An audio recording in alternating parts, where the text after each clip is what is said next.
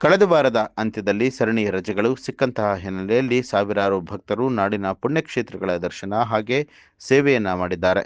ನಾಗಾರಾಧನೆಯ ಸುಪ್ರಸಿದ್ಧ ಕ್ಷೇತ್ರವಾದಂತಹ ಉಡುಪಿ ಜಿಲ್ಲೆಯ ಕುಕ್ಕೆ ಸುಬ್ರಹ್ಮಣ್ಯಕ್ಕೆ ಶುಕ್ರವಾರದಿಂದಲೇ 40,000ಕ್ಕೂ ಅಧಿಕ ಭಕ್ತರು ಆಗಮಿಸ್ತಾ ಇದ್ದಾರೆ.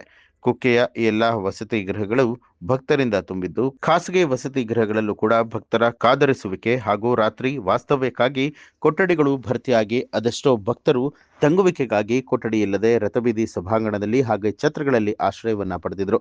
ದೇಗುಲದ ಸುತ್ತಮುತ್ತ ಇರುವಂತಹ ಪಾರ್ಕಿಂಗ್ ಪ್ರದೇಶದಲ್ಲೂ ಕೂಡ ವಾಹನಗಳು ಭರ್ತಿಯಾಗಿತ್ತು. ಮುಂಜಾನೆಯಿಂದಲೇ ಕುಮಾರಧಾರ ಸ್ನಾನಘಟ್ಟದಲ್ಲಿ ಭಕ್ತರು ತೀರ್ಥ ಸ್ನಾನವನ್ನ ಮಾಡಿ ದೇವಳದ ಹೊರಾಂಗಣದಿಂದಲೇ ಸರತಿ ಸಾಲಿನಲ್ಲಿ ಬಂದು ಶ್ರೀ ದೇವರ ದರ್ಶನವನ್ನ ಮಾಡಿದ ಬಳಿಕ ತೀರ್ಥ ಪ್ರಸಾದವನ್ನ ಸ್ವೀಕಾರ ಮಾಡಿದರು. ಭಕ್ತರಿಗೆ 8 ಗಂಟೆಯಿಂದ ಸಂಜೆ 4 ಗಂಟೆಯವರೆಗೆ ಅನ್ನ ಸೇವೆ ನಿರಂತರವಾಗಿ ನಡೆದಿದ್ದು, ದೇಗುಲದ ಸಿಬ್ಬಂದಿ ವರ್ಗದವರು, ಭದ್ರತಾ ಸಿಬ್ಬಂದಿಗಳು ಹಾಗೆ ಪೊಲೀಸರು ದೇವಾಲಯದಲ್ಲಿ ಭಕ್ತರ ಸುಗಮ ದರ್ಶನಕ್ಕೆ ಅನುವನ್ನ ಮಾಡಿಕೊಟ್ರು.